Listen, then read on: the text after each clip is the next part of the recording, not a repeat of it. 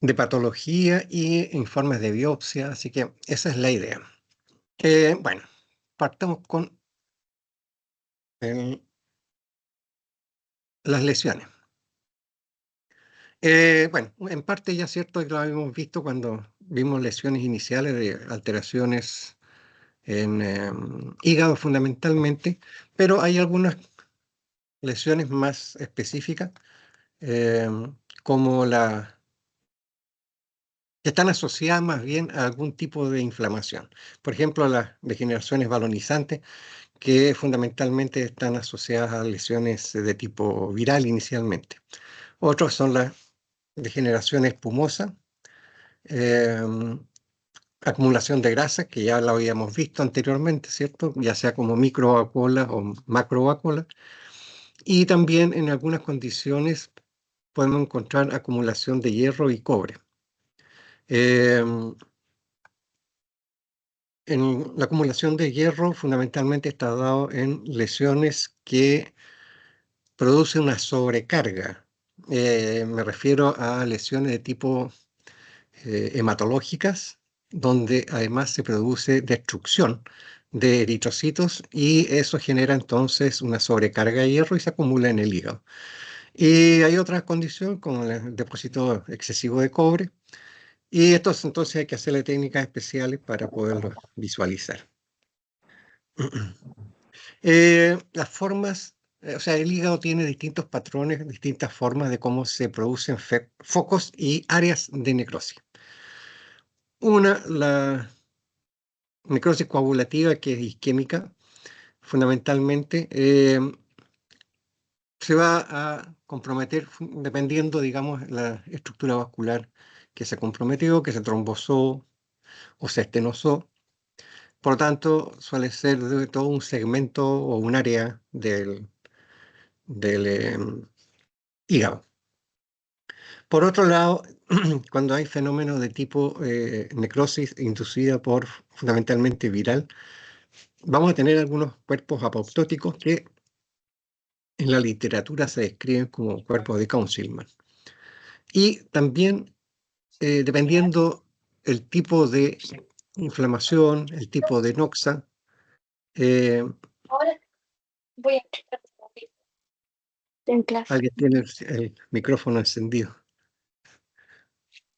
Eh, Vamos a encontrar también que se necrosan de determinadas áreas del hígado. Esto porque va a depender el tipo de noxa, va a depender la intensidad de la noxa, va a depender la calidad previa del hígado, y entonces vamos a tener formas que son de tipo centrolobular o medio zonal o periportal. A veces solamente es un foco, a veces son lobulillos enteros, que se consideran como necrosis submasiva, o ya una extensa lesión, que habitualmente es una lesión muy masiva, con necrosis importante del hígado y que lleva clínicamente a generar una insuficiencia hepática aguda. Además, vamos a tener también distintos tipos de células que van a producir inflamaciones, ya sea agudas o crónicas. Dentro de las agudas, obviamente, los granulocitos neutrófilos, los crónicas, fundamentalmente, linfocitos T, que están sensibilizados. Y mucho de esto está asociado entonces a procesos inflamatorios de tipo autoinmune o inducidos de otra manera. Eh, no es raro también encontrar reacciones de tipo granulomatosa, de tipo cuerpo extraño, microorganismos, fármacos. Entonces es bastante variada la respuesta inflamatoria que sufre el hígado. Pero por otro lado, el hígado tiene una gran capacidad de regeneración. Esa es una gran ventaja que tiene en relación a otras estructuras. Y lo importante aquí es que mientras se mantenga la trama reticular, o sea, lo que es el esqueleto, por decirlo de una manera, del hígado, mientras eso esté conservado, eh, va a preservar entonces la arquitectura en cuanto a la reposición y regeneración del tejido hepático. Y esto también va a inducir o favorecer también la proliferación de conductillos biliares asociados entonces a este proceso de regeneración, no solo de las células funcionales, digamos, de los hepatocitos. Así que este es un elemento bien importante a tener presente porque, de hecho, los trasplantes, cuando se hacen trasplantes eh, de hígado, eh, el donante prácticamente se le regenera todo su hígado en forma normal y no sufre algún grado de desmedro en cuanto a su función. El problema es que si las lesiones van progresando, van aumentando y se altera la estructura y el patrón patrón reticular, digamos, la base de la estructura del esqueleto del hígado, va a empezar a aparecer fibrosis en grados variables. Y cuando ya hay fibrosis, habitualmente es un proceso que es irreversible, un proceso mucho más avanzado, y la tendencia es que la estructura homogénea del hígado se pierda y formen verdaderos nódulos. Y entonces vamos a encontrar estructuras nodulares con una disposición de los hepatocitos regenerados, pero en forma irregular, delimitados por bandas de fibrosis. Y eso habitualmente lo conocemos como cirrosis, en grados variables, obviamente. Algunos elementos a considerar respecto a la hepatitis viral, que es una de las causas más relativamente frecuentes de hepatopatía. Básicamente hay distintas variantes de hepatitis viral, ¿cierto? Una de las más frecuentes es la que habitualmente se conoce como infecciosa, la A. Después hay otra que eh, se contagia por vía, fundamentalmente en hospital, por fluidos contaminados o vía sérica, que es la B y la D. Otra por transmisión intestinal, que es menos frecuente, que es la E, y la transmisión sexual, que es la variante C. En realidad, cada vez se están pesquisando otras variantes, pero que son mucho más raras y con grados de agresividad variable. Aquí lo que hay que tener presente o darle más énfasis es a la B y C, que son las más complejas de manejar, de tratar y los pronósticos que con ello lleva. Habitualmente hay una cierta afinidad, ¿cierto?, a los virus para dañar los hepatocitos. Se consideran como hepatotrópicos porque tienen mayor afinidad. Pero también hay otros virus que secundariamente pueden generar también una hepatitis, que no son hepatotrópicos, pero también lo pueden comprometer. Por ejemplo, el citomegalovirus, mononucleosis infecciosa, el herpes viridae. Entonces son elementos que también van a generar condiciones de hepatitis aguda. Hay distintas presentaciones, incluso hay formas subclínicas donde los pacientes están con una infección de hepatitis aguda, pero no la expresan. No hay una enfermedad evidente, sino que más bien es subclínica, más bien de tipo hallazgo pasan a ser. Otro que una manifestación clínica, pero que son autolimitadas, y básicamente se expresan, que son las clásicas, digamos, una hepatitis ictérica, que es la más habitual que ocurra con la hepatitis A, una forma anictérica, una hepatitis de tipo colestásica, y aquí la expresión va a ser básicamente por el componente colestásico, que es mucho prurito. La colestasia en general produce picazón en piel muy acentuada. Ahora, desde el punto de vista histopatológico, vamos a encontrar algunas alteraciones que son relativamente comunes para todas las infecciones virales. Por ejemplo, lesiones propiamente tal de los hepatocitos, como los cuerpos acidófilos, que significa que hay necrosis de coagulación en forma aislada. Lo otro, la balonización, que le había mencionado anteriormente, que es una degeneración hidrópica o fenómeno de tipo y que pueden progresar después a necrosis. Pero en general, en las hepatitis agudas virales, la trama está conservada del hígado. O sea, de nuevo, las fibras reticulares conservan su ubicación.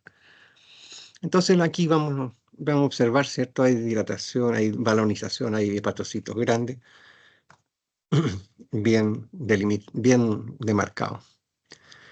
No es raro que se asocie a un infiltrado inflamatorio, obviamente, porque hay focos de necrosis. Y infección viral, fundamentalmente lo que van a predominar son linfocitos. Y secundariamente, la aparición de macrófagos. ¿Dónde empieza? Principalmente en los espacios porta. Y posteriormente pueden comprometer todo el lobulillo, extenderse hacia la zona centrolobulillar. Y también se puede considerar o observar que puede ser en algunos segmentos, en algunas áreas, o sea, focal, o una infiltración difusa en todos los espacios porta. No es raro que simultáneamente, ya una vez instalado el proceso inflamatorio, vamos a tener focos de necrosis, pero simultáneamente empieza también un fenómeno de tipo de regeneración. Vamos a encontrar mayor número de mitosis, aumento de hepatocitos binucleados, que es una característica entonces que ya se inició la regeneración.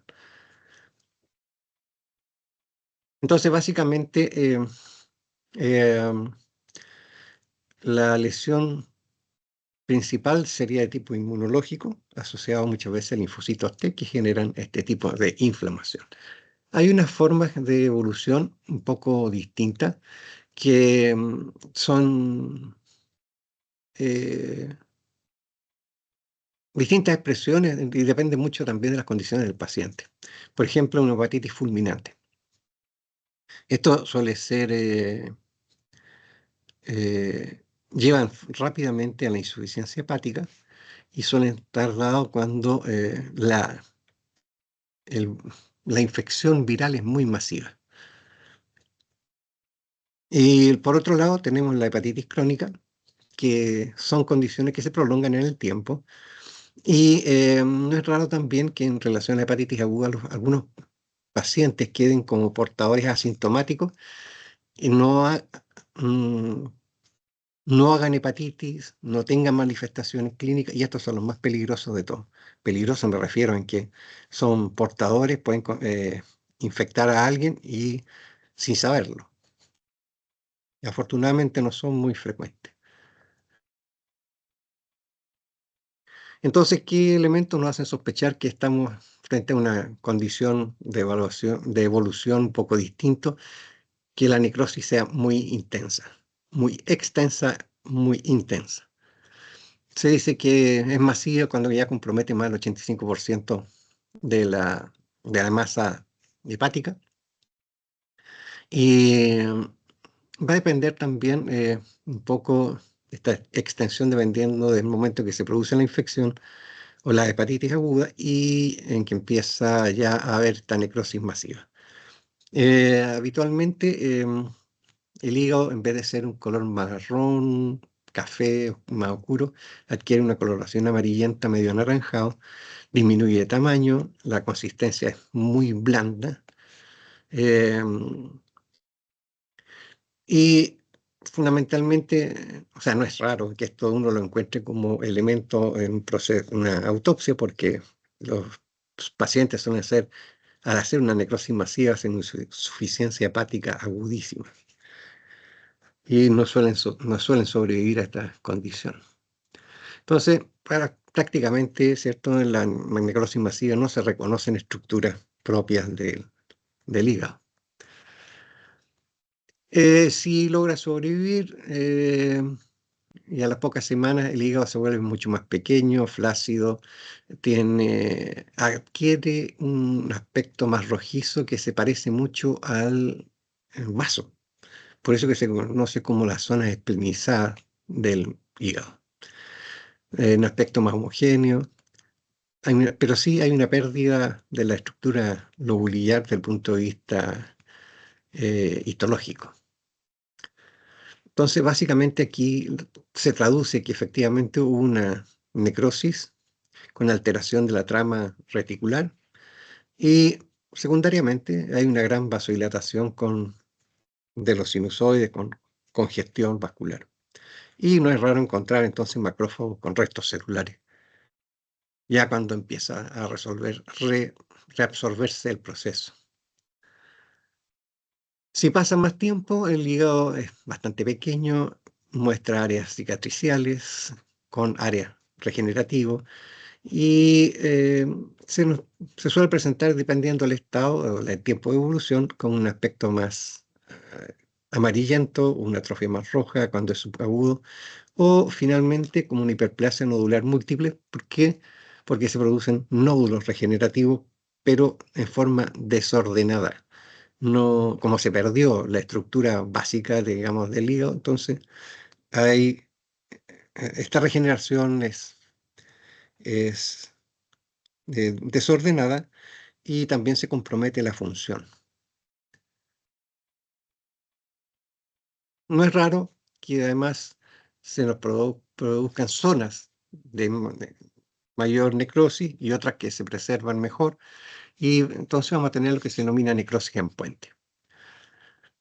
Eh, entonces, básicamente se necrosa un segmento, una parte, hay otra que se salva, entre comillas, y va a generar después fenómenos de tipo regenerativo, y va también a adquirir una forma del hígado en una forma irregular, no homogénea.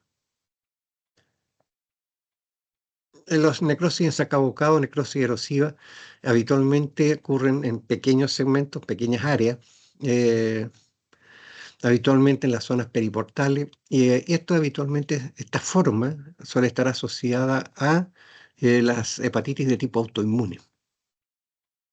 Como tiene un trasfondo inflamatorio crónico, obviamente la infiltración linfocitaria va a ser la más importante. El problema es que como hay zonas con necrosis, no es raro que esto también, o sea, obviamente se compromete parte de la estructura del reticulado y puede llevar entonces a una hepatitis crónica y a la larga cirrosis.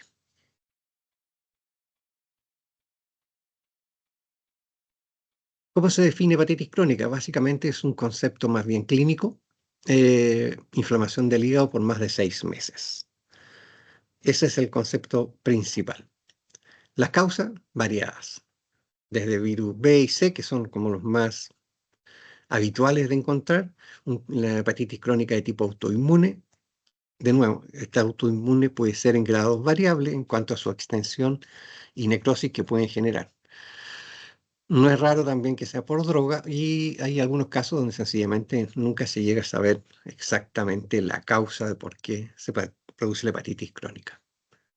Y muchas veces la hepatitis crónica es más bien de tipo histopatológico que clínico, excepto cuando ya la enfermedad está muy avanzada. No siempre se cuenta con el antecedente que previamente hubo una inflamación aguda.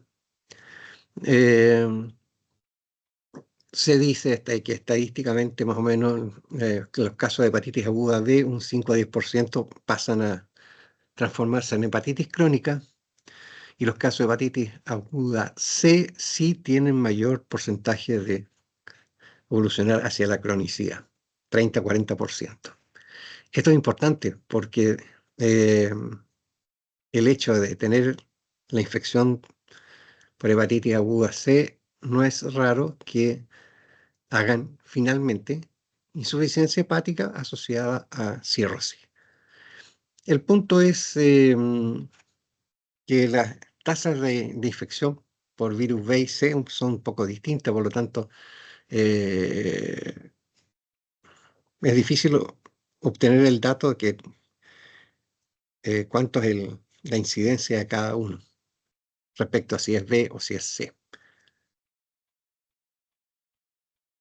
El concepto de hepatitis crónica persistente habitualmente es una enfermedad de tipo autolimitada, no se asocia a daños progresivos del parénquima hepático. Habitualmente significa que hubo una hepatitis aguda previa que ha demorado en regresar, en curarse. Incluso pueden pasar varios años.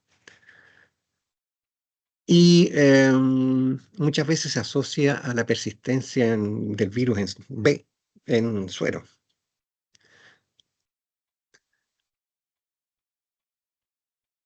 ¿Qué es lo que vamos a encontrar? Infiltración de linfocitos, fundamentalmente en los espacios periportales. Eh, no, no compromete, digamos, no hay destrucción propiamente tal del parénquima hepático, pero sí un infiltrado inflamatorio periportal, pero que no llega a la zona centrolobular. O sea, es bastante limitada a los espacios porta. Y esa es la imagen, un acúmulo de linfocitos en los espacios porta que están un poco, afectan un poco los sinusoides, pero nada más. La hepatitis crónica activa, esta es más compleja porque tiene tendencia a progresar. Lo de activa significa que pasa por periodos de crónica, una condición más crónica, y en algún momento aparece un componente agudo asociado. Y casi todos estos pacientes terminan con cirrosis en grados variables, insuficiencia hepática siempre, perdón, casi siempre, y finalmente la muerte por insuficiencia hepática. Y habitualmente es un curso bastante prolongado, pero siempre en forma progresiva. Y va comprometiendo entonces la calidad de vida de estos pacientes.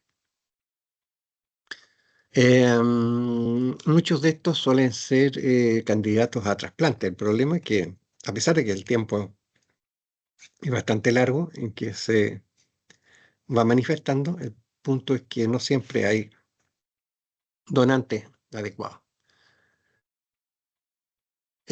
Causas viral, una frecuente, la autoinmune, que es la más difícil de manejar en realidad, porque tiene tendencia a ir progresando en intensidad y se acortan los tiempos.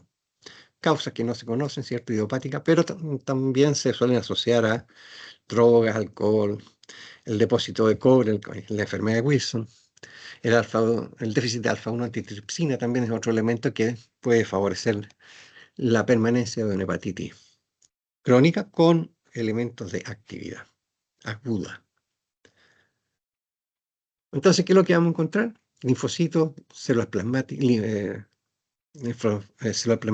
que producen anticuerpos en la zona portal, necrosis en saca-bocado, y en la medida que se van produciendo focos de necrosis, se van a producir entonces áreas o puentes que se van uniendo, por lo tanto, se va extendiendo las áreas de necrosis y van siendo después reemplazadas por fibrosis periportal progresiva que van a llevar inicialmente a puentes portoportales, pues portocentrales, finalmente verdaderos nidos o nódulos de células rodeadas por fibras colágenas, o sea, una cicatriz.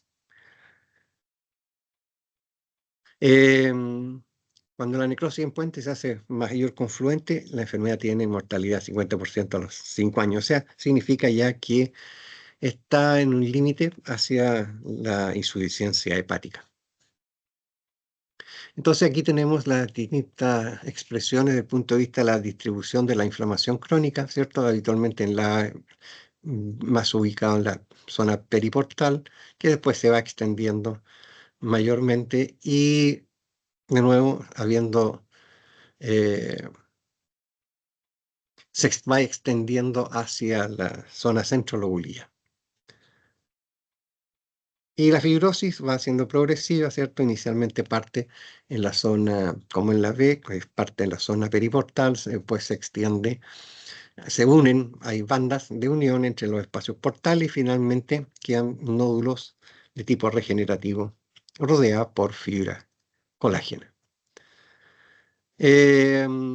¿Cómo se nos expresan distintas formas de expresión de las infecciones más frecuentes? La hepatitis B básicamente nos da un citoplasma de aspecto vidrio esmerilado en el citoplasma de los hepatocitos y vamos a encontrar, ¿cierto?, los antígenos séricos circulantes. En la hepatitis C, en la parte más crónica, digamos, tiempo de evolución más largo, vamos a encontrar estatosis, daño a los conductos, linfocitos periportales, que se asemejan un poco a la distribución también por droga, simulan muy bien la misma condición.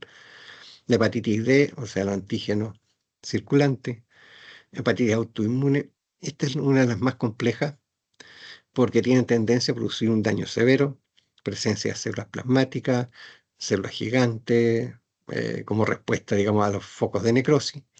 Y los anticuerpos que vamos a encontrar van a ser bastante variados.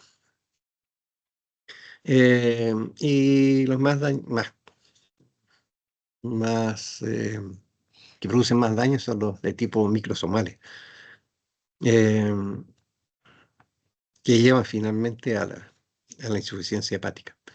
La droga, obviamente que no hay una morfología más específica, pero tenemos la historia clínica de por medio que nos orienta y obviamente determinación en suero también se pueden confirmar de esta manera. El daño hepático por alcohol se nos manifiesta básicamente en tres formas distintas, en grados variables y progresivos. El más básico es el hígado graso alcohólico, o sea, una hepatomegalia, donde todos los hepatocitos tienen vacuolas de lípido. Después tenemos ya el componente inflamatorio propiamente tal, periportal, hepatitis activa, alcohólica. Y finalmente, como se producen focos de necrosis y pérdida de la arquitectura, se va a producir cirrosis a la larga.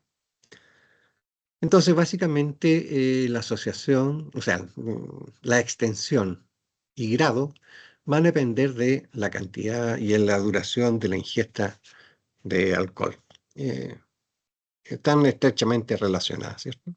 ¿Qué es lo que pasa? Que hay un estímulo en la lipólisis de los depósitos por efecto de la ingesta de alcohol. Lo otro, aumenta la síntesis de ácidos grasos, disminuye la oxidación mitocondrial de ácidos grasos, por eso es que se produce la esteatosis. Por otro lado, también aumenta la producción de triglicéridos y también interfiere en la liberación de lipoproteína. Entonces, este conjunto de elementos favorece entonces la esteatosis inicialmente y después ya el proceso inflamatorio a nivel del hígado. Inicialmente, cuando recién empieza, habitualmente uno observa esteatosis centrolobular, que después se va extendiendo en forma progresiva hacia el espacio porta. ¿Qué es lo que vamos a encontrar? Mitocondrias gigantes, aumento del retículo endoplásmico liso en el microscopio electrónico. Esto, de nuevo, por la alteración entonces en el metabolismo de los hepatocitos. Afortunadamente, el daño hepático por alcohol es reversible si se suspende la ingesta.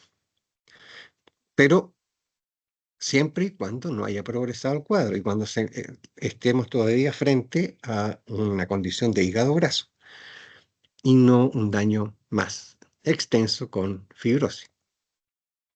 Entonces, arriba a la izquierda, el hígado de aspecto normal, a la derecha tenemos la esteatosis, ¿cierto? Las vacuolas de lípido dentro de los citoplasmas de los hepatocitos, y ya cuando empieza a haber grados de cirrosis, ¿cierto? Por fenómeno de tipo regenerativo, se nos presenta en la figura en la mitad, la regeneración,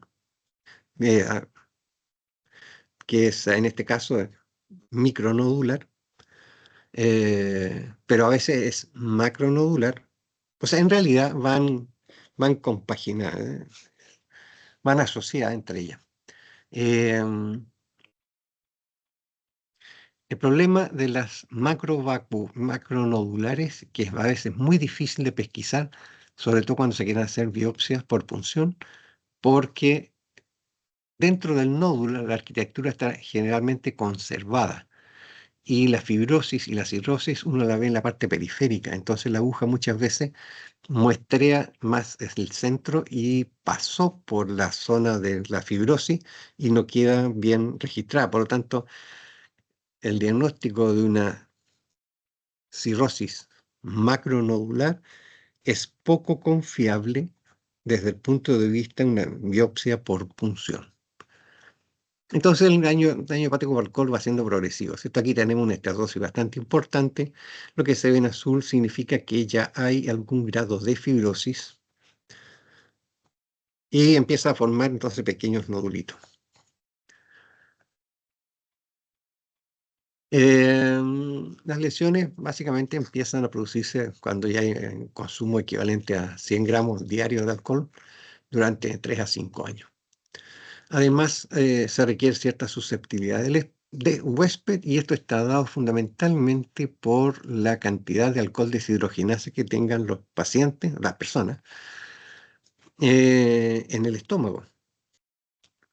Porque una vez, esa es la primera barrera que tenemos en cuanto al ingreso de alcohol al cuerpo.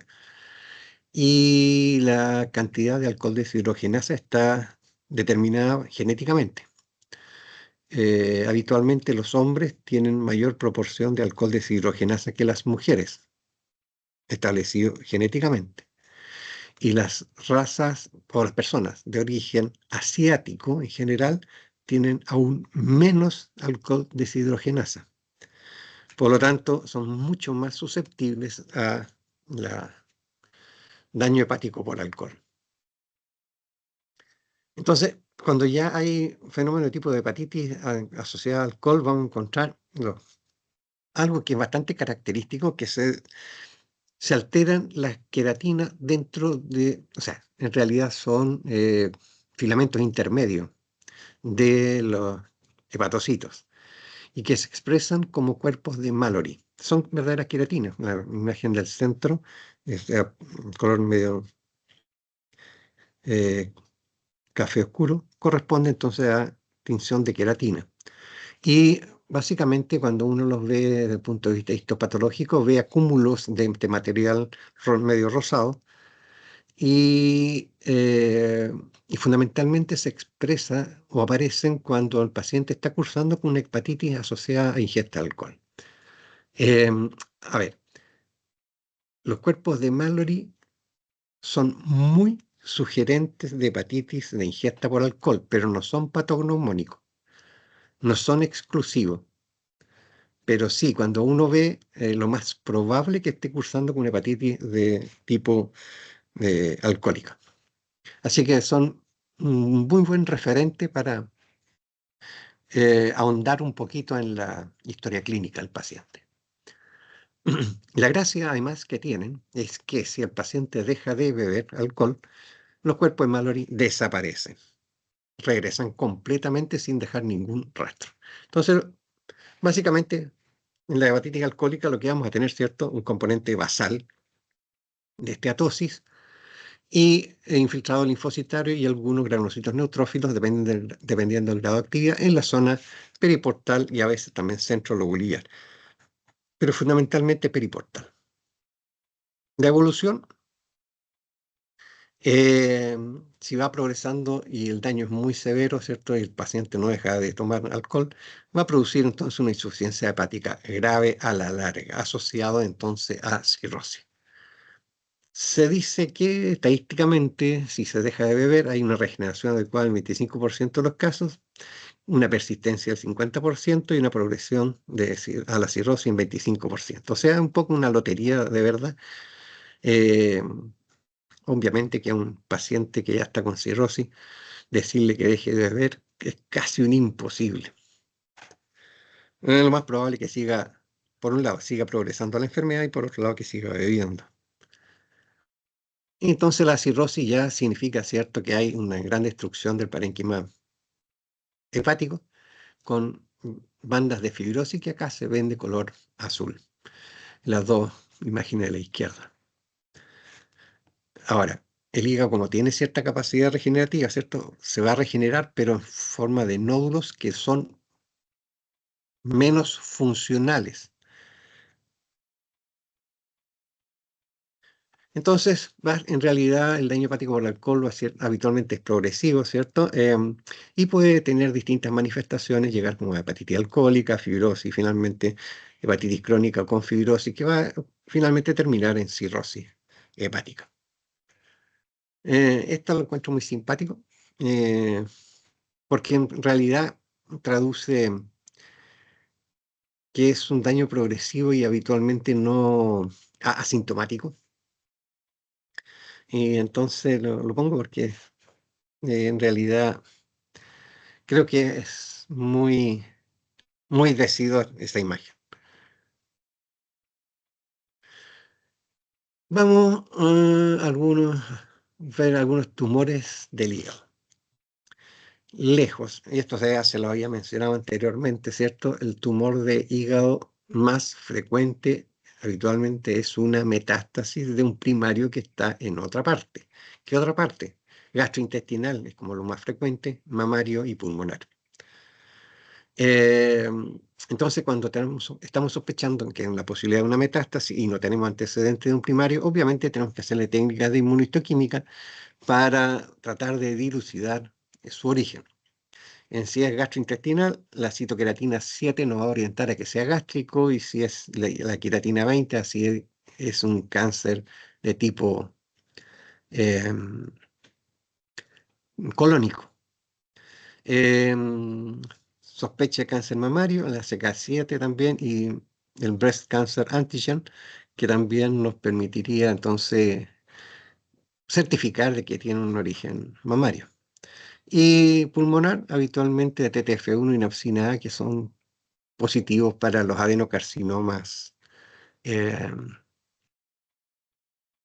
adenocarcinomas de origen pulmonar. No les puse el P40 y el P63 porque no tiene sentido, porque habitualmente no hay tumores eh, primarios de tipo escamoso en el hígado. Por lo tanto, no es diagnóstico diferencial. Si ve uno escamoso, eso es metastásico sí o sí de alguna parte, y da lo mismo de dónde sea el origen. En cambio, si es adenocarcinoma, es por eso que les planteo estas opciones que hay que utilizar para tratar de ubicar el primario. Lo más problemático es, ¿cierto?, cuando la metástasis es única. Cuando ya es multinodular, múltiple metástasis, o sea, ya la cosa es francamente evidente que esto no es de hígado y que es metástasis sí o sí, de alguna otra parte. Hay una lesión primaria del hígado, que es el adenoma, es muy poco frecuente, está asociada al uso de anticonceptivos anovulatorios en las mujeres. Habitualmente tiene una arquitectura bien delimitada, parcialmente capsulada, tiene una arquitectura trabecular remedando un poco la estructura normal del hígado, y el aspecto citológico también se parece mucho al hígado normal. Y también aquí cuesta a veces diferenciarlo de la hiperplasia nodular, pero cuando tenemos la hiperplasia nodular significa que de alguna manera hay algún grado de inflamación basal. En este caso no la hay. Y entonces es una lesión, un nodulito bien delimitado, tanto histológicamente como macroscópicamente, y son hepatocitos normales, pero en una arquitectura un poquito más densa que lo esperable. No tiene mayor trascendencia clínica. Sí llama un poco la atención, ¿cierto? La posibilidad de que pudiera tratarse de un hepatocarcinoma. Entonces ahí a veces optan por resecarlo, pero en realidad no tiene mayor indicación quirúrgica.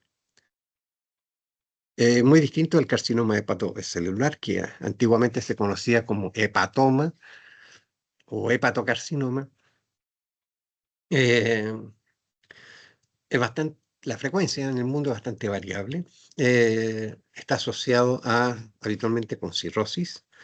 50-75% tenemos el antecedente de que son pacientes que tienen grados de cirrosis. Y dentro del factor de riesgo más importante es la hepatitis B, lejos. Los pacientes que han tenido con fenómeno tipo cirrótico por hepatitis B tienen 230 veces más probabilidades de hacer hepatocarcinoma que otros pacientes que tengan cirrosis, pero no asociada a la hepatitis B. La cirrosis de causa alcohólica tiene mucho menos riesgo de hacer hepatocarcinoma hepatocelular que la hepatitis B. Pero el tema es que la cirrosis alcohólica es muchísimo más prevalente en la mayoría de los países, más que la hepatitis. Por lo tanto, habitualmente si uno ve los N de los hepatocarcinomas, nos vamos a encontrar más probable que hay un antecedente de ingesta alcohólica importante. Es una cuestión de frecuencia nada más. ¿Qué es lo que cómo se nos va a presentar? Como un solo nódulo, a veces multinodular, a veces una masa tumoral masiva que puede ocupar una parte de un lóbulo, o a veces una forma mucho más difusa, mucho más nódulos pequeños que se van mimetizando con los nódulos de la cirrosis. Por lo tanto, a veces esta forma, la difusa, es la más difícil de diagnosticar porque se remeda un poco la estructura de la cirrosis.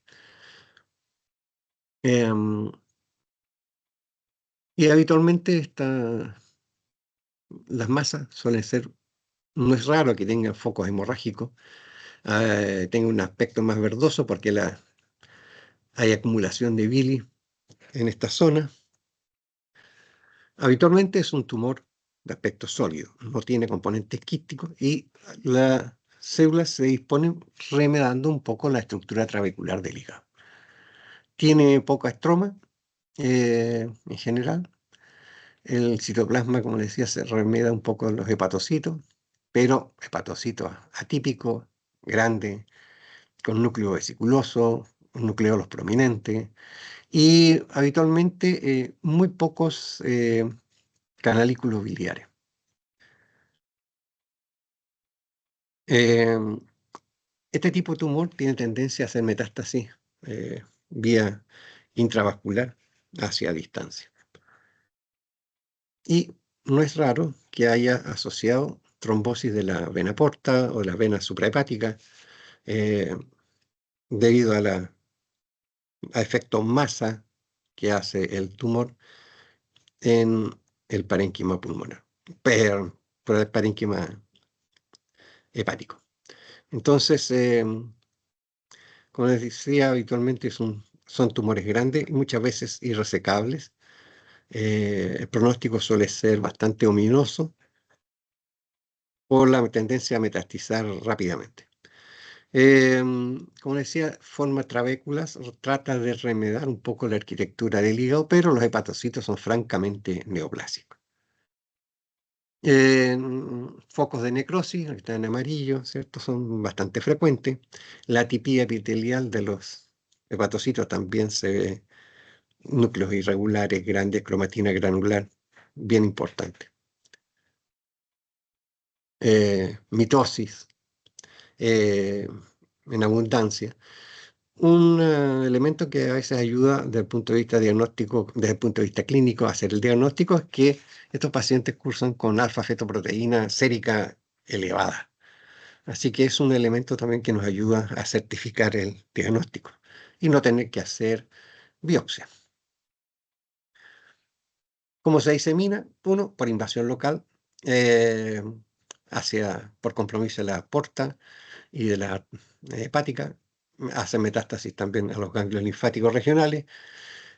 La invasión hematógena, habitualmente hacia pulmón, hueso, suprarrenales. En general, como les decía, el pronóstico es muy malo, sobrevida pocos meses.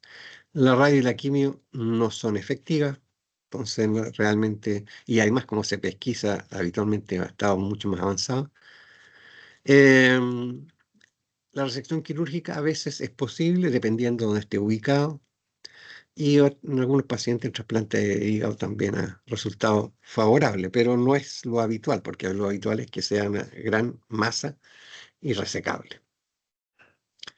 Por otro lado, tenemos el colangiocarcinoma que se produce se origina en los conductillos eh, de la vía biliar intrahepática, eh, y a veces simula muy bien un hepatocarcinoma. Y a veces, sobre todo cuando se extiende siguiendo un poco la trama normal del hígado. Algunos se originan más cerca del ilio, se manifiestan por ictericia, prurito por efecto de la colestasia, baja de peso, pero los más complicados son los que están en los conductos biliares pequeños, o sea, los intrahepáticos. Ya la vía, cuando se origina el colangiocarcinoma en la vía extrahepática, es más fácil de diagnosticar vía imagenología. Em, los pacientes con colitis ulcerosa tienen mayor riesgo de colangiocarcinoma en general. Eso se ha ido demostrando eh, con el paso del tiempo. Los colangiocarcinomas remedian un poco las estructuras glandulares tubulares. Chao, que estés bien. Pero no es raro que de repente se nos presente también como una forma papilar. No es raro que haga metástasis intrahepática. También se puede diseminar por vía linfática. A veces bastante difícil, como decía, de eh, diferenciarlo de un hepatocarcinoma dependiendo de la arquitectura que se nos presente, la extensión que tenga. En general, igual que el hepatocarcinoma, el pronóstico es bastante malo. Los colangiocarcinomas remedian un poco las alteraciones genéticas que se presentan tanto en la vía biliar extrahepática como en la vesícula biliar. Así que hay alteraciones de la familia, de los RAS, del BRAF, EGFR. Entonces, sospecha de colangiocarcinoma habitualmente se recomienda también en los estudios histopatológicos hacer estudio de la familia de los RAS para ver si se puede hacer algún tratamiento asociado a ello. Entonces, básicamente, si se fijan en la figura a la derecha, las estructuras tubulares pueden remediar un poco la arquitectura de la trabécula hepática. Entonces, dependiendo de dónde se ubique el colangiocarcinoma, va a ser la signología también que va a producir y los riesgos de metástasis hacia dónde se va a diseminar. Hay otro tumor más raro, pero que se observa en niños, es el hepatoblastoma. Representa más o menos el 5% de todos los tumores de la infancia, más frecuente en varones y durante los primeros 2 años de vida. Eh, Se expresa como hepatomegalia, menos frecuentemente la aparición de ictericia, y estos pacientes presentan alfa-fetoproteína muy elevada en casi la mayoría de los casos. ¿Cómo se expresa? Un tumor relativamente bien delimitado, tamaños variables, focos y centros necróticos hemorrágicos. Y básicamente aquí el aspecto de los hepatocitos remedia los hepatocitos embrionarios. Por eso es la denominación de hepatoblastoma, porque simula entonces los hepatocitos del embrión. A veces pueden tener un componente estromal, mesenquimático algo más prominente. La permeación vascular linfática es frecuente y muy marcada, por lo tanto eso también influye en el pronóstico, que es muy desfavorable en general. Como es muy embrionario, tiene poca diferenciación, tiene tendencia a ser anaplásico. Entonces, eh, si hay metástasis y si no se puede resecar en forma completa, habitualmente el desenlace no es nada de bueno. Crece muy rápido, tiene tendencia a producir ruptura hepática, insuficiencia hepática precozmente, metástasis, y la sobrevida a 5 años es relativamente baja, 25 o 40%, no más que eso. La metástasis a distintas, uno por contigüidad o metástasis a distancia, pulmón, ganglios linfáticos, compromiso diafragma por contigüidad, compromiso de la suprarrenal, metástasis a médula ósea.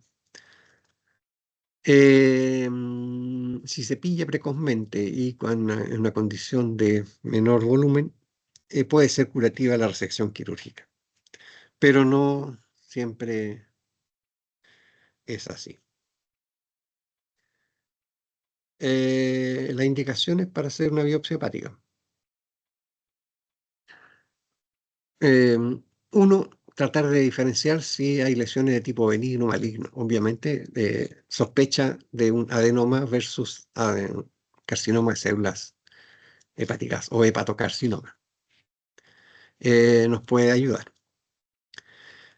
A veces también nos encontramos pacientes con que tienen alteraciones en las pruebas hepáticas, pero no hay una explicación clínica que lo explique. Eh, Pacientes que siguen cursando con un cuadro de insuficiencia hepática y no se sabe bien la causa. También es una indicación de biopsia hepática. Hepatomegalias, que suelen ser a veces asintomáticas, y no sabemos la causa. Puede haber algún fenómeno de tipo cirrótico o a veces enfermedades de depósito, por ejemplo la amiloidosis o la de Wilson, enfermedades metabólicas, enfermedades de tipo granulomatosa. Entonces ahí nos ayuda también la biopsia hepática, pero de nuevo en la cirrosis cuidado porque depende el tipo de lesión, si es macro o micronodular. La macronodular se nos puede pasar. O sea, no llegar al diagnóstico, a eso me refiero.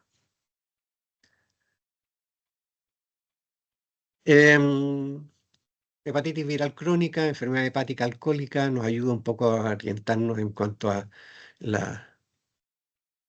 poder delimitar o inferir pronósticos, cómo andan a largo plazo. Síndromes colestásicos, de repente que no hay una evidencia clara de cuál es el origen. El daño hepático por droga o enfermedades metabólicas. Pacientes que se les van a hacer trasplante hepático también, hay que hacerle estudio. Y hay otra condición que es una condición relativa, pero que a veces suele ser importante, son pacientes que usan metotrexato como control de procesos inflamatorios crónicos por otra causa y que la usan por mucho tiempo. Entonces, la recomendación es hacer estudios, porque metotrexato puede producir entonces lesiones displásicas y neoplásicas también. Algunas malformaciones en relación a el hígado y la vía biliar. Uno, que el hígado tenga distintas variaciones en cuanto a su lobulación. No tiene mayor trascendencia clínica, pero pueden ser como hallazgos. La aparición de conductos hepáticos accesorios que pueden simular otras lesiones, o lo otro que podemos encontrar también duplicaciones de la vesícula biliar. Es raro, pero puede ocurrir. Lo más frecuente que ocurre es la atresia de la vía biliar. 1 a 15.000 nacidos vivos, habitualmente es extrahepática. Muchas veces, en algunos casos es posible hacer una muy buena corrección, pero hay otros en donde la obliteración es total o por segmento en el área extrahepática, y ahí se dificulta un poco más la reparación de esta malformación. Se supone y actualmente que en algún momento se produjo alguna inflamación y posiblemente de origen viral, y que lo que estamos viendo es no es una malformación propiamente tal, sino que es un fenómeno de tipo eh, de fibrosis postinflamatorio, cicatricial. Es un planteamiento que no sé qué tanta validez podrá tener.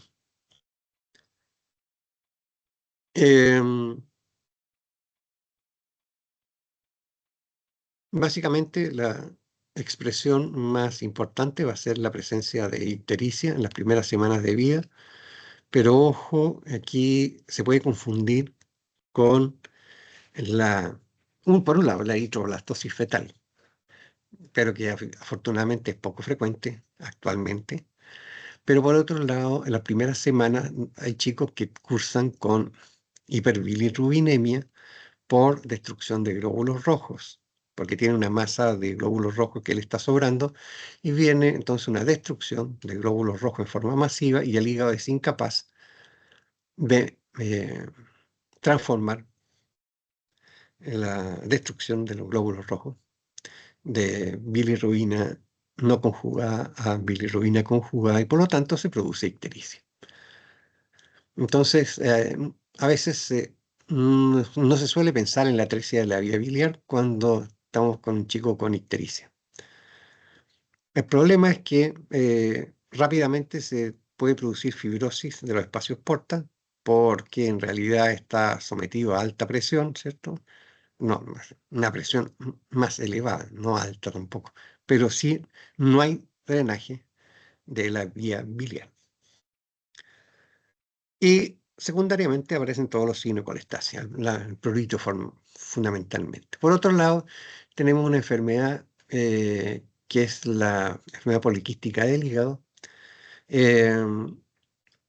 donde gran parte del parénquima hepático tiene quistes de distinto tamaño. Se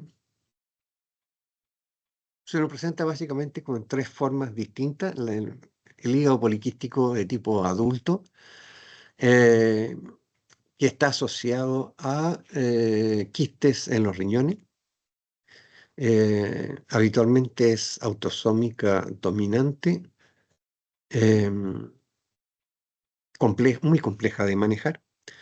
El hígado poliquístico de tipo infantil, que también se suele asociar a riñones poliquísticos precozmente en los niños, que suele ser rápidamente fatal. Y una fibrosis hepática congénita que puede generar entonces secundariamente pequeños quistes dentro del parénquima renal, el parénquima hepático. Ya le había mencionado, ¿cierto?, que el hígado poliquístico de tipo adulto se asocia a una genopatía autosómica dominante y habitualmente se presentan quistes en los riñones, en el hígado, que van aumentando de tamaño. Y básicamente una gran cantidad de quistes en el parénquima renal y en el parénquima hepático. El de tipo poliquístico infantil es también una genopatía asociada a de tipo autosómico recesivo. No son grandes quistes, son habitualmente pequeños y llevan a fibrosis de los espacios porta con conductos biliares alargados y anastomosados. El problema aquí lo da, el pronóstico lo da el daño poliquístico en los riñones, en estos chicos. La fibrosis hepática congénita suele ser esporádica o familiar. También se puede asociar con riñones poliquísticos, pero no con esta connotación de cambio genético. La fibrosis hepática, como dice su nombre, va a tener bandas de fibras de colágeno rodeados de globulillos normales. Y dentro de estas bandas de fibrosis vamos a encontrar muchos conductillos biliares. Eso es como un sello que tiene la fibrosis hepática congénita. El problema es que puede evolucionar a hipertensión portal. La enfermedad de Caroli, que básicamente es una dilatación sacular de los conductos biliares intrahepáticos,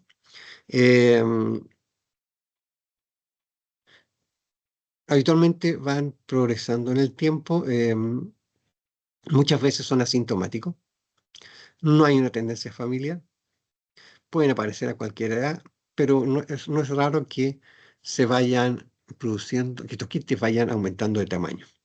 Y no es raro que dentro de estos quistes se formen cálculos.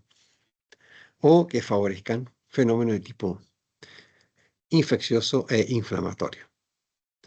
El problema es que, bueno, cuando está en un solo segmento, en un lóbulo, es relativamente fácil de manejar, pero si compromete más extensamente el hígado, no se puede hacer mucho. Por otro lado, tenemos también dilataciones congénitas del colédoco o quiste coleociano, o es menos frecuente que una parte de la pared se dilate, entonces tenemos un divertículo del colédoco. Es más frecuente en Japón, sexo femenino, suelen presentar clínicamente ictericia, a veces se expresan también como una masa abdominal, y secundariamente pueden llevar a fenómenos de tipo fibrótico, con dilatación de los conductos intrahepáticos. No hay una asociación con la familia.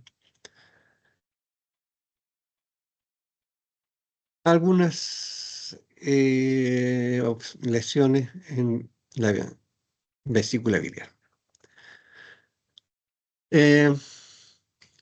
La colelitiasis en Chile, lamentablemente, es uno de los lugares donde tiene mayor incidencia. Si uno revisa la literatura, aparentemente habría cierta eh, mayor incidencia en la población de origen araucano, mucho más frecuente en mujeres que en hombres. Algunas de las litiasis se pueden visualizar con una imagen, una radiografía simple, porque tienen el 20% de los cálculos tienen depósito de calcio, y por lo tanto son visibles. Pero en realidad la composición química de los cálculos es bastante variada. En realidad solamente un 10% son cálculos puros de un solo componente. Pero hay algunos cálculos que su base es el colesterol. Y habitualmente suelen ser únicos, habitualmente suelen ser bastante redondos o un poco ovoídeos, y tienen un aspecto medio transparente, blanquecino, amarillento, pero que si uno lo rompe, tiene un aspecto de cristal. Y fundamentalmente estaría asociado por alteración en el metabolismo del colesterol, fundamentalmente en mujeres durante el embarazo. Y como decía, habitualmente suelen ser bastante grandes. Entonces, estos cálculos se suelen pesquisar por ecografía. En menor frecuencia producen inflamación aguda y sí pueden producir fenómenos de tipo de dolor cólico. Pero muchos de ellos pasan desapercibidos en realidad y pasan a ser como hallazgos fundamentalmente. A diferencia de los de bilirrubinato de calcio, que suelen ser pequeñitos, de 2 a 5 milímetros, a veces algunos de 1 milímetro, o sea, son muy pequeños, son múltiples cálculos dentro de la vesícula, tienen un color negro, café oscuro, se suelen asociar a enfermedades hematológicas crónicas o a pacientes con cirrosis hepática, pero lo característico es que son muy, muy pequeños. ¿Y para dónde voy? Como son pequeños, es muy fácil que pasen por eh,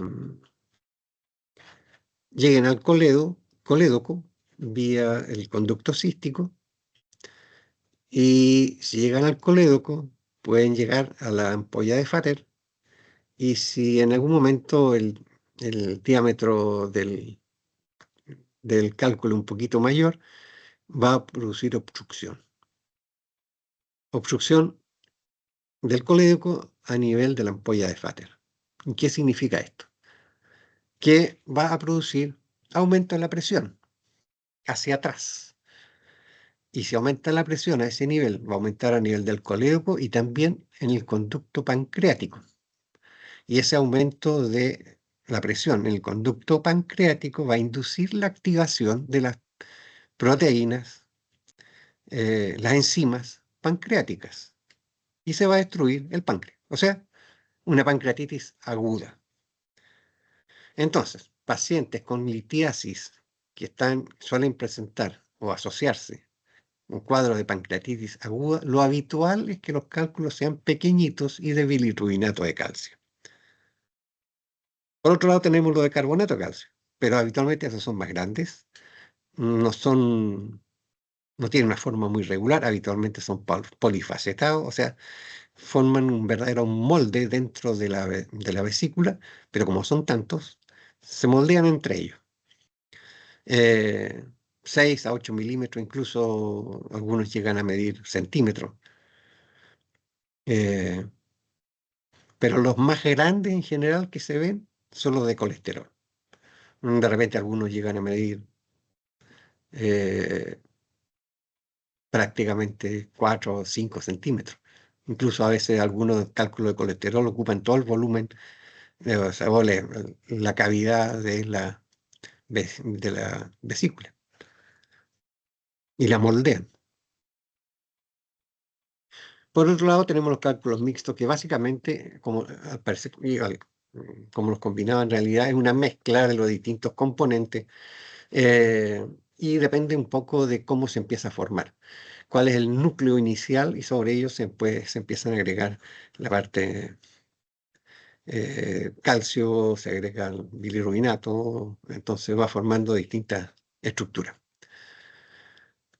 Y los cálculos combinados habitualmente suelen ser mucho más grandes, únicos, y básicamente si uno los rompe, los desarma, va a encontrar que tienen distinto color en distintas capas.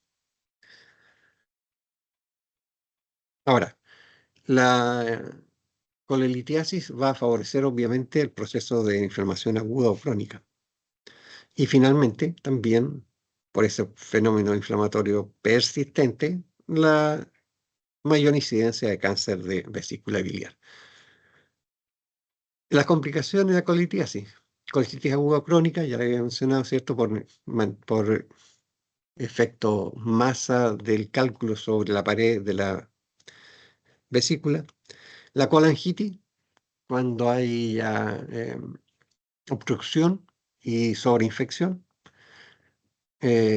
Fundamentalmente la coleocolitiasis, ¿cierto? Parte como un cálculo en conducto biliar que se ocluye parcialmente o totalmente y después se instala la colangitis encima. O a veces el ilio biliar, que significa que un cálculo relativamente grande pasó al intestino delgado. Yo le mencioné, pero ¿cómo pasa a través eh, del conducto cístico, si es pequeñito? Bueno, a veces se producen fístulas y entonces se salta el conducto cístico y el colédoco y el cálculo migra hacia intestino delgado. Y después llega a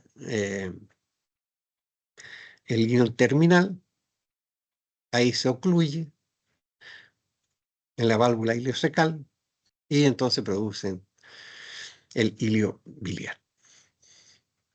Ya le mencioné la pancreatitis, como impactación del cálculo cerca de la ampolla de Vater, ¿cierto? Y activa entonces en forma, por aumento de presión, activa las enzimas pancreáticas. Se los menciono esta clasificación porque a los cirujanos les gusta bastante usarla, que es un referente, digamos, de el tipo y la naturaleza de la obstrucción en relación al conducto biliar. El tipo 1 de Mirici, básicamente se compromete el conducto biliar, el conducto cístico, no deja pasar el cálculo, pero sí se produce una obstrucción eh, del conducto hepático por vecindad, en realidad. O sea, eh, el cálculo impacta en el conducto cístico, dilata toda esta zona y comprime entonces el conducto hepático común, por ejemplo.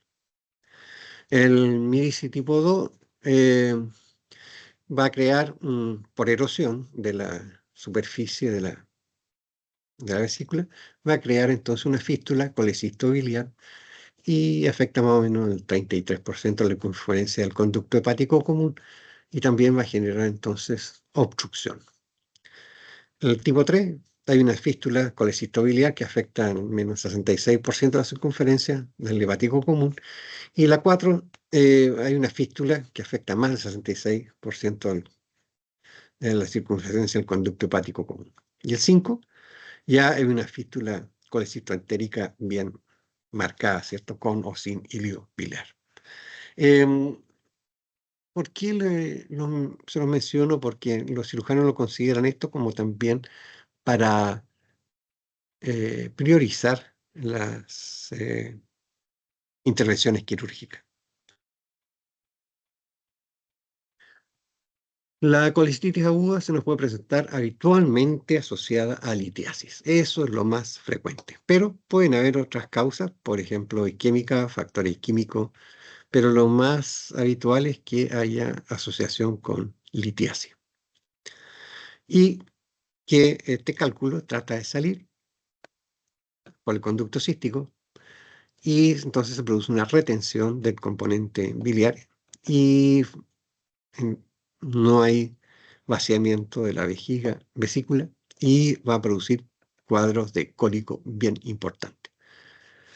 Ahora, cuando hay presión sobre la pared puede producir entonces isquemia y necrosis por efecto de la masa que hace, la presión que hace el cálculo sobre la pared.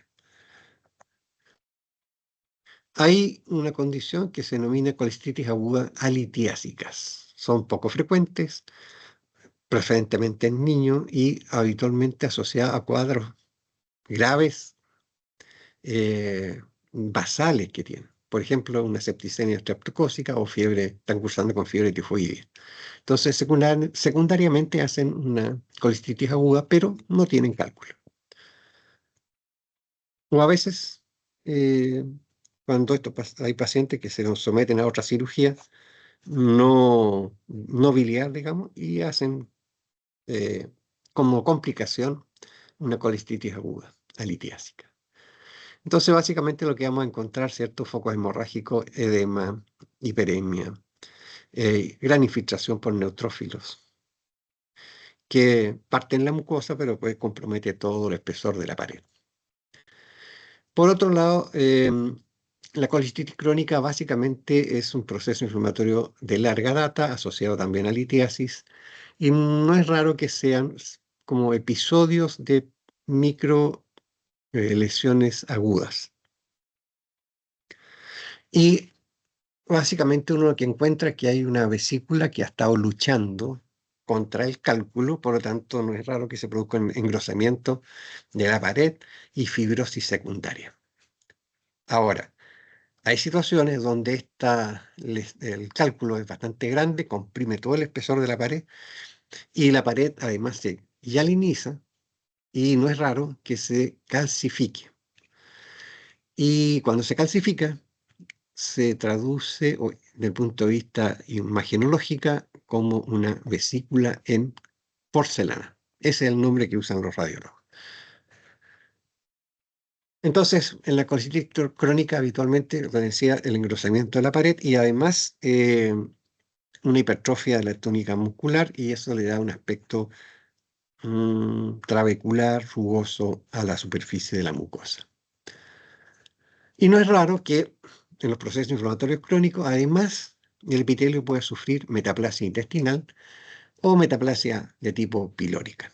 Y obviamente que, sobre todo en la metaplasia intestinal, no es raro que posteriormente se instale displasia y un fenómeno de cáncer progresivo en la vesícula biliar que muchas veces suelen ser bastante agresivos. En otras condiciones se puede producir una colecitis crónica de tipo folicular. Básicamente se forman folículos linfoides con centros germinales en respuesta al cálculo que está en el lumen. El problema de esto es que se puede finalmente traducir en un linfoma de la vesícula. Hay un elemento que se los menciono, que es bien importante tenerlo presente, que son los famosos senos de Rokitansky-Ashoff. ¿Qué significa esto? Resulta que la vesícula, cuando está luchando a tratar de eliminar el cálculo, se produce una hipertrofia de la túnica muscular y entre medio puede atrapar la mucosa que trata de salirse porque hay aumento de la presión intraluminal. Y cuando se escapa un poco mucosa entre las fibras musculares, a esto se le denomina el seno de Rokitansky-Ashoff. ¿Cuál es la trascendencia? Que si se instala un cáncer en un seno de Rokitansky-Ashoff, para efectos prácticos, al paciente me refiero, pronóstico, el cáncer está al otro lado. ¿A qué me refiero? Que ya pasó la túnica muscular, no por invasión, sino que su origen es distinto, no es en el lumen, sino que se origina en el seno Rokitansky-Ashoff. Por lo tanto, todo el tejido adyacente donde se encuentra va a ser más propenso que haya infiltración a órganos adyacentes. Y la infiltración hacia peritoneo, muy fácil, y finalmente diseminación por vía peritoneal. Esa es la trascendencia porque pacientes con colecistitis crónicas pueden tener cánceres avanzados y muy agresivos precozmente. Hay otra condición, que hay un mal manejo del colesterol, que se traduce en una acumulación de macrófagos con colesterol en la mucosa de la vesícula biliar. Eso se denomina colesterolosis. Vamos a encontrar entonces hartos macrófagos espumosos, o sea, grados variables, obviamente. Hay algunas personas que tienen poquito, otras muy abundantes. Incluso algunos pueden formar pequeños pólipos, como está marcado aquí en la imagen con el óvalo en rojo. Entonces no es raro que estos pacientes además tengan cálculos, litiasis, con cálculo de tipo colesterol. Y también se afecta entonces el depósito en la mucosa de la vesícula. Ya les había mencionado, ¿cierto? La vesícula en porcelana básicamente es una vesícula atrófica con una pared muy dura que contiene cálculo, que marca todos los cálculos, o sea, los cálculos ocupan todo el volumen de la cavidad biliar y secundariamente se calcifica la pared. Y realmente uno lo puede visualizar más o menos como si fuese un huevo duro con una cáscara bastante gruesa. Se describe que hay una mayor asociación con cáncer porque el daño de la pared y de la mucosa de la pared y todo el tejido que es adyacente es bastante importante. Así que ahí potencialmente una vesícula en porcelana tiene mayor riesgo de generar cáncer que una vesícula que no cumpla esta condición. Entonces, básicamente tenemos una pared a veces relativamente delgada, pero muy dura, calcificada, con atrofia de la mucosa y es una pared muy rígida. La aparición de cáncer de la vesícula biliar es más frecuente entre la sexta y séptima década, mucho más frecuente en mujeres. En Chile tiene una alta incidencia. De nuevo, se piensa que está asociado a la población que tenemos. Habitualmente es bastante agresivo. La supervivencia general a 5 años menos del 10%. La colelitiasis es un factor bastante importante en su génesis y muchas veces una gran parte, la mitad prácticamente, se encuentra durante las colecistectomías de rutina por colelitiasis. Afortunadamente ahora hay un programa en Chile de reducir la lista de espera de colelitiasis, sobre todo en mujeres, Y con eso ha bajado un poco la incidencia del cáncer de la vesícula biliar, ya cáncer avanzado. Así que eso ha sido bastante favorable, pero aún así seguimos pillando cánceres muy avanzados. Básicamente es adenocarcinoma que infiltra toda la estructura de la vesícula biliar. También podemos encontrar carcinomas, adenocarcinomas in situ. Eso es lo mejor que le puede pasar porque eh, están tratados esos pacientes. Pero ya cuando se encuentra un adenocarcinoma, además, secundariamente hay que sacarle una cuña hepática. O sea, le sacan la vesícula, ven si está el ganglio cístico, si está o no está comprometido, y además hay que sacarle una cuña hepática donde estaba el sitio de implantación de la vesícula biliar. Lo característico del adenocarcinoma vesicular es que es citocreatina 7 positivo, igual que todos los elementos de la vía biliar, y se nos puede presentar de distintas formas. Un adeno tubular clásico, a veces de una forma papilar, o a veces micropapilar. Y como les decía, habitualmente infiltra rápidamente el espesor de la pared. Eh, Hay algunos que son bien poco diferenciados, como en este caso. Esto no forma prácticamente ninguna estructura. El pronóstico aquí es muy malo. Algo de páncreas. No es raro encontrar páncreas heterotópico. Habitualmente son hallazgos. Eh, Habitualmente son lesiones de menor de 1 centímetro. El problema es que suelen asustar bastante porque significa que eh, podemos encontrar un aumento de volumen en el antrogástrico, por ejemplo, una lesión sésil, o a veces encontrar lesión parecida en la zona del duodeno, el estómago, el yeyuno, o sea, en cualquier parte en realidad. Y simula una lesión polipoidea y dependiendo en qué momento la encontremos, puede ser una sospecha de cáncer. Pero en realidad lo que vamos a encontrar es tejido pancreático con poco componente endocrino. Lo que predomina fundamentalmente es el componente exocrino y todo normal, pues. Entonces va a depender un poco el volumen del páncreas heterotópico y la signología que también nos va a producir. El mayor problema de la patología pancreática es la pancreatitis aguda. La incidencia es un poco variable, entre 5 y 11 por 100.000 habitantes. Eh,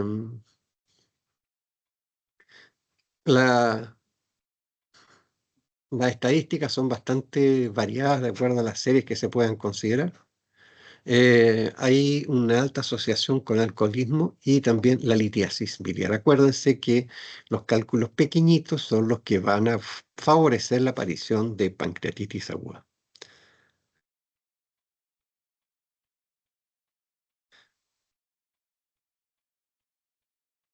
¿Qué es lo que va a ocurrir?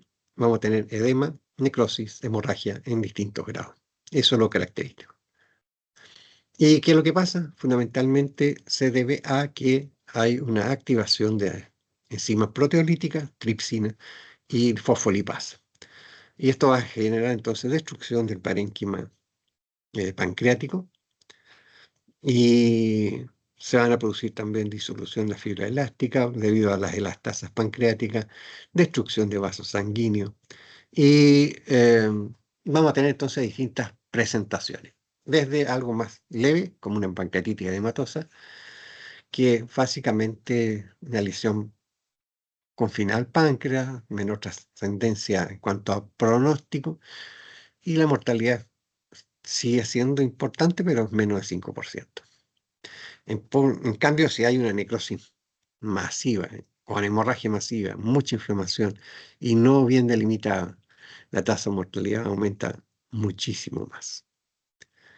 El gran problema es el efecto de las enzimas pancreáticas activadas. Ese es el gran problema a nivel local y general, porque también pueden actuar a distancia estas enzimas pancreáticas, generando esteatonecrosis, o sea, eh, producen necrosis, fundamentalmente tejido adiposo, a distancia. Y la esteatocnecrosis, entonces se van a producir una gran destrucción de parénquima de tejido adiposo. Las manifestaciones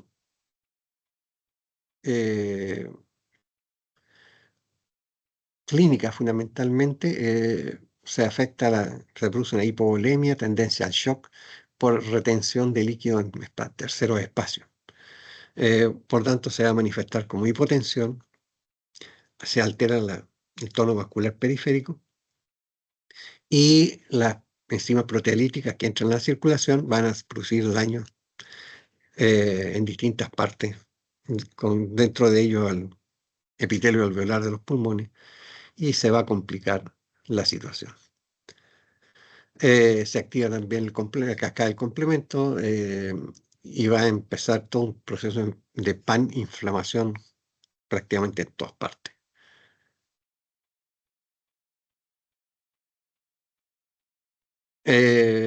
Uno de los signos importantes de la pancreatitis aguda cuando se inicia es un dolor abdominal muy intenso que se irradia a la espalda. Eso es lo más característico. Y muchas veces estos pacientes requieren una gran dosis de analgésico porque es extremadamente doloroso. Y hay desde el punto de vista de la semiología, hay un elemento bien característico que hacen estos pacientes. Se sientan inclinados hacia adelante, porque es la única manera de soportar un poco este dolor tan intenso. El toser, el moverse, el respirar, tiene tendencia a aumentarlo.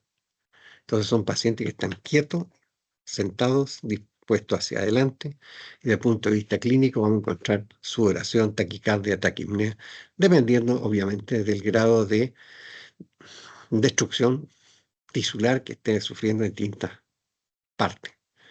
Y si le hacemos tomamos muestra de sangre, vamos a encontrar amilasa y lipasa pancreáticas aumentadas en niveles bastante altos.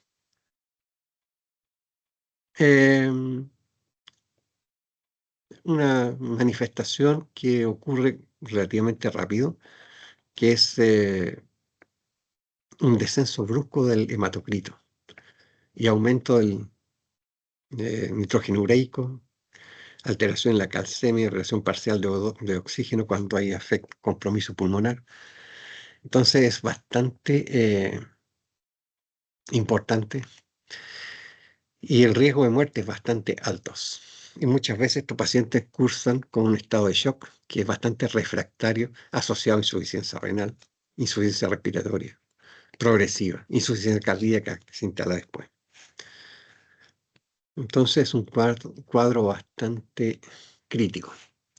Y no es raro que además de la necrosis que se ha producido en el páncreas, después venga una sobreinfección. Fundamentalmente gram negativo y complica aún más los estados de shock, se le agrega el shock séptico. Entonces, básicamente, la pancreatitis aguda es una gran destrucción del parénquima pancreático eh, con una condición inflamatoria aguda muy severa. Eh, Gran infiltración de neutrófilos, necrosis importante, dependiendo obviamente de la extensión de la lesión. La pancreatitis crónica habitualmente está asociada al alcoholismo y algunas causas que no se conocen de forma idiopática. Básicamente lo que se produce es una inflamación crónica permanente, persistente en el tiempo. A veces se piensa que han habido episodios de pancreatitis aguda que se han logrado controlar y se instala después una inflamación crónica. Habría un componente de tipo hereditario asociado también a pacientes con hiperparatiroidismo, obstrucción del conducto pancreático causada por estenosis, cálculos, cáncer, etc. También van a favorecer una inflamación crónica. Pero cálculos y cáncer habitualmente primero llevan a una pancreatitis aguda importante. A veces La pancreatitis crónica, desde el punto de vista clínico, se parece un poco a la hepatitis aguda, perdón, a la pancreatitis aguda, pero el dolor suele ser menos intenso.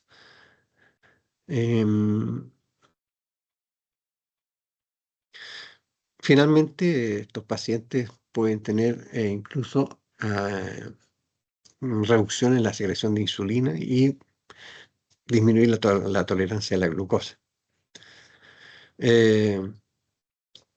El punto es que no siempre vamos a tener alteraciones en la amilasa y la lipasa. Incluso a veces pueden ser normales.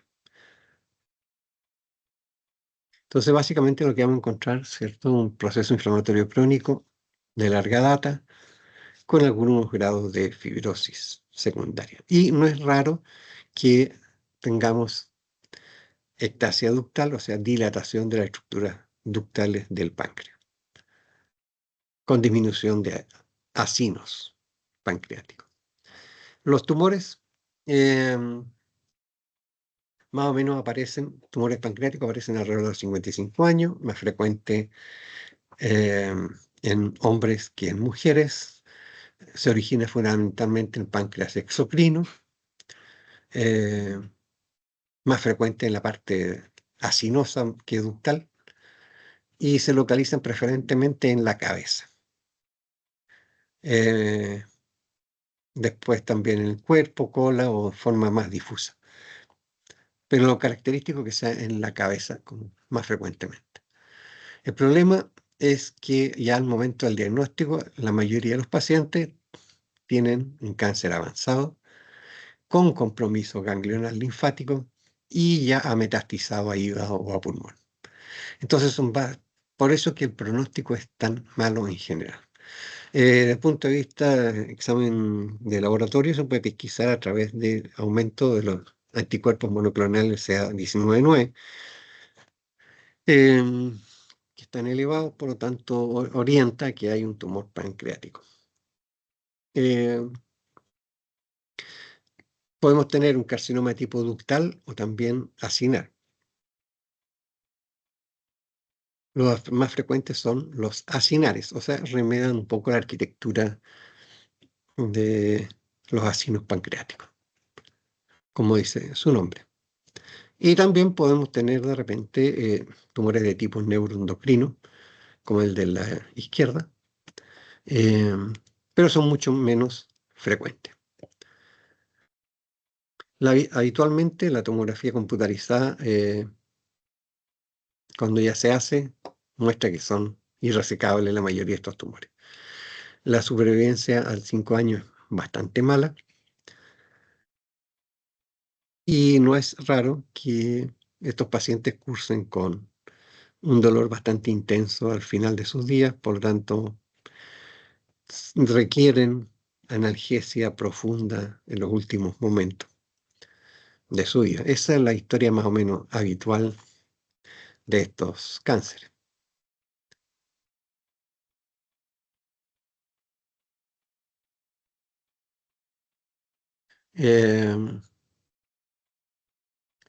No sé si hay alguna duda, alguna pregunta.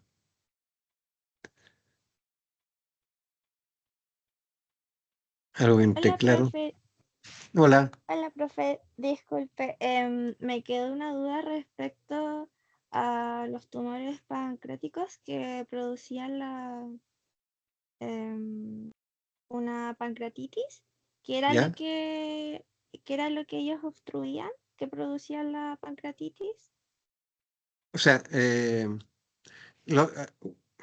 depende de la ubicación del tumor. Eh, a ver, vamos a volver un poquito a la diapositiva.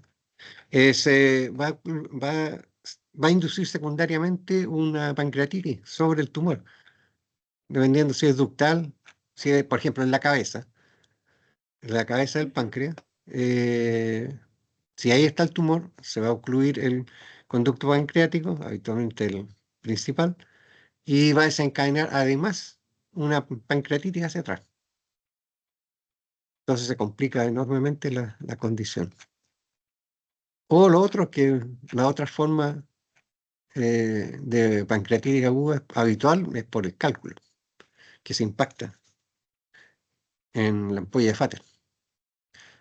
Y Eso como, la otra consulta que tenía era respecto a la pancreatitis aguda y la crónica. Al ¿ya? final, la única forma como de diferenciarlas es viendo como el infiltrado que hay. Sí, bueno, y el tiempo. Y la gravedad de las condiciones del paciente. Habitualmente un paciente con pancreatitis aguda es un paciente altamente comprometido desde el punto de vista de la volemia, del estado de conciencia. Habitualmente cursan con estados de shock importantes. En cambio, la pancreatitis crónica habitualmente es un poco definible desde el punto de vista clínico. Entonces, muchas veces empiezan a tener alguna alteración a nivel de glicemia, hiperglicemia, por disminución de la islote de Langerhans. Eh, Algún grado de alteración también en el metabolismo por baja en la producción de enzimas proteolíticas, por daño de los acinos. Pero en realidad la pancreatitis crónica pasan a ser como un hallazgo muchas veces más histopatológico que clínico.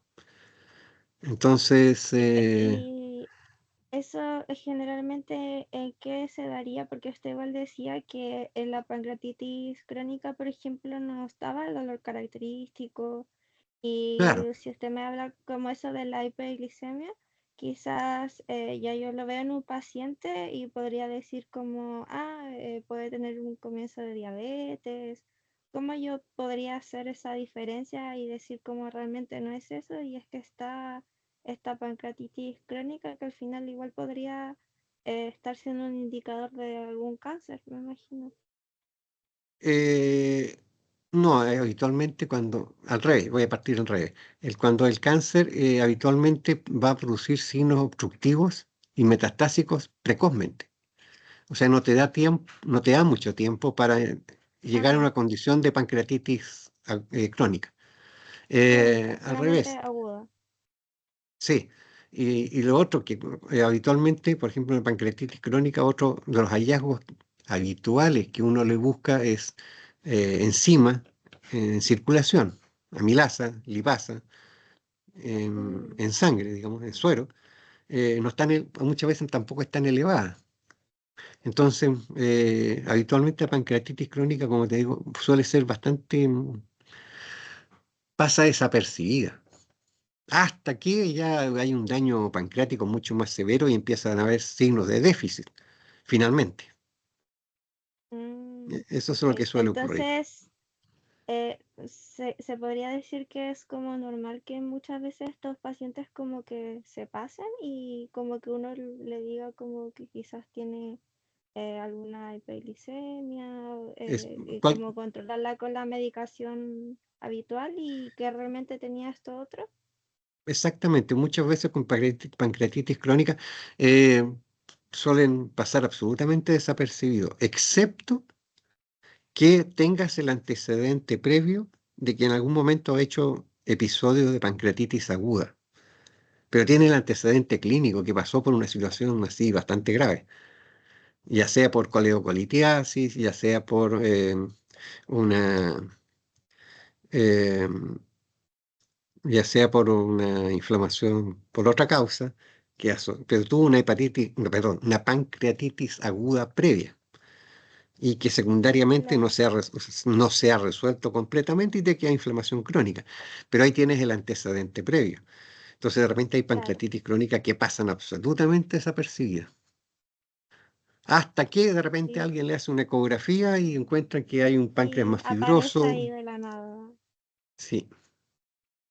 Ya entiendo. Y la otra consulta que tenía era respecto a los cálculos biliares, ¿Ya? que igual quedé un poco como sorprendida, porque igual se formaba esto que decía usted, los senos y todo eso. Y Ujú.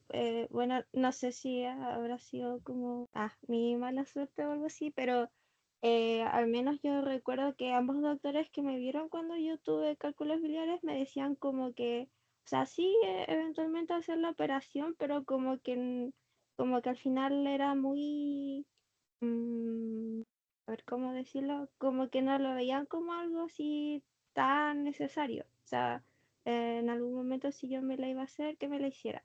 Pero Sí. ahora igual me estaba dando cuenta que, o sea, sí yo tenía riesgo, claro, de tener como una obstrucción en algún momento, pero igual que se formen todas estas cosas que después podrían haberme quizás provocado un cáncer. Entonces, en ese caso, o sea, lo que a mí me quedó es como si ve estos cálculos, como ojalá hacer la operación como lo antes posible, como para que no se desarrollen otras cosas, o usted qué piensa como al respecto.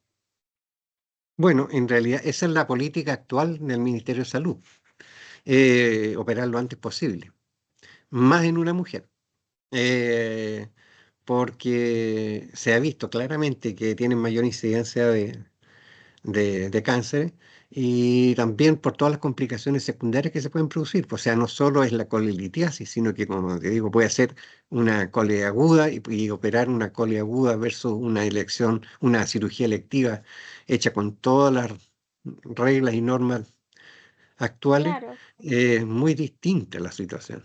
Entonces, por eso que no hay que esperar a que se agudice para operar que se agudice. y baja todos los riesgos Entonces, secundarios. usted recomienda que si se hay esta aparición, como ojalá operarlo lo antes posible. Sí, de todas maneras, porque además lo hace en forma eh, electiva, todo preparado. Ahora Ajá. con todas las técnicas de la cirugía laparoscópica, la recuperación es fantástica, súper rápido, y no esperar Sí. una situación aguda que haya que operar de urgencia con todas las complicaciones que ello trae. Y además, si Ajá. son cálculos pequeñitos, con mayor razón hacerlo antes, porque está el riesgo de pancreatitis, como te decía, con cálculos pequeñitos o coleocolitiasis. Entonces, eh, el que puede esperar un poco más es un cálculo único grande, pero al final igual hay que intervenirlo. Claro, porque los Así. míos al parecer eran de colesterol. Y ahí va otra duda que tenía, porque usted hablaba de eso del embarazo. Sí, Hablaba que eso hacía que uno tuviese como mayor probabilidad como de tener los cálculos. Y estaba pensando que las anticonceptivas de cierta forma hacen al cuerpo como pasar por un proceso de que estuviera como embarazado eternamente por las hormonas que uno ingiere. Entonces, se podría decir que los casos que se dan por consumo de anticonceptivos tienen que ver generalmente o tienden a producir estos cálculos de colesterol, me imagino. Esa era otra duda que igual me mira, surgió como... ahí no tengo mucha claridad si hay relación con el uso de anticonceptivos orales. Lo que Sí, sí hay de hecho asociación, sí. yo De hecho, no tenía en certeza.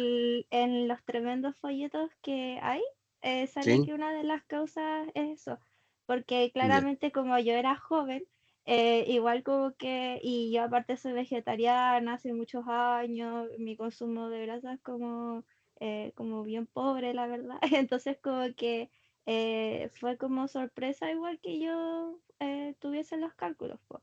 Y claro, después con la doctora como viendo todas las cosas, ahí estaba el uso prolongado de anticonceptivos. Y claro, pues ujú. después yo reviso el folleto y Y ahí estaba, efectivamente decía que sí, pues, que era raro, pero era algo que podía pasar. posible. Sí. Entonces ahí como que se me hizo la conexión como con lo del embarazo, porque al final se supone que cuando uno toma anticonceptivos está como con un embarazo falso, como que le Exacto, haces sí. pensar al cuerpo eso. Entonces ahí va mi duda si quizás se podría relacionar un poco con eso. Como te decía, no tenía una estrecha relación con los anticonceptivos, pero sí, que se cambia todo el metabolismo, fundamentalmente el metabolismo del colesterol. Y a ver, la constitución de la bilis es extremadamente crítica. Me refiero a que tiene que haber un equilibrio perfecto entre colesterol, sales biliares y lecitina.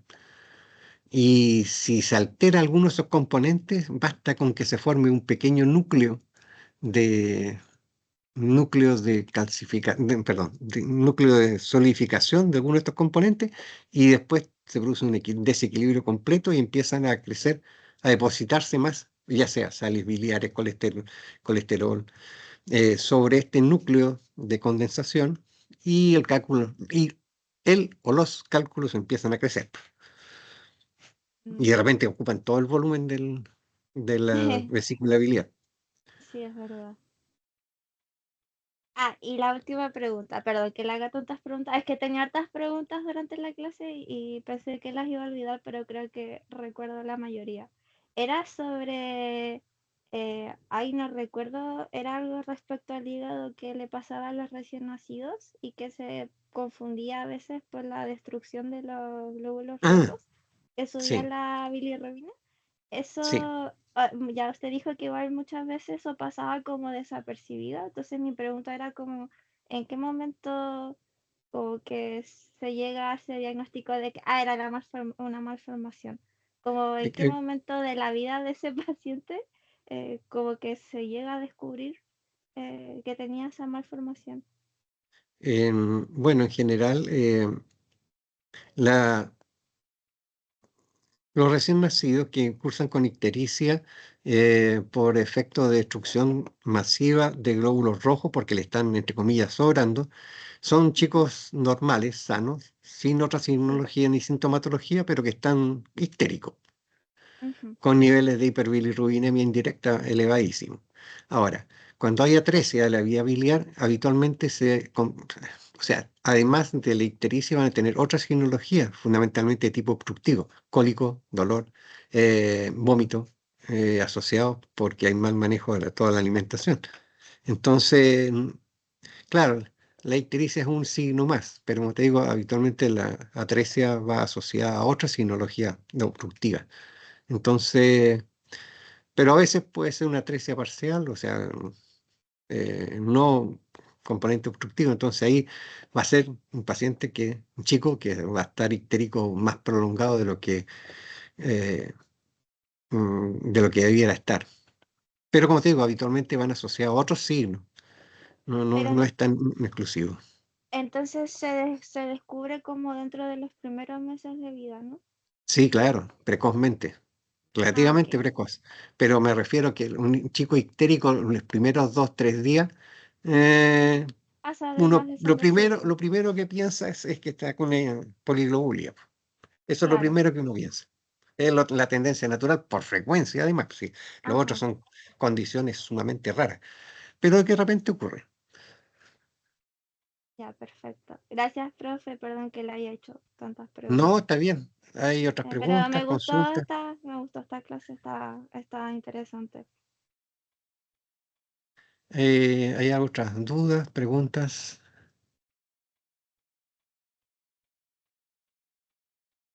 ¿Algo que no esté muy claro?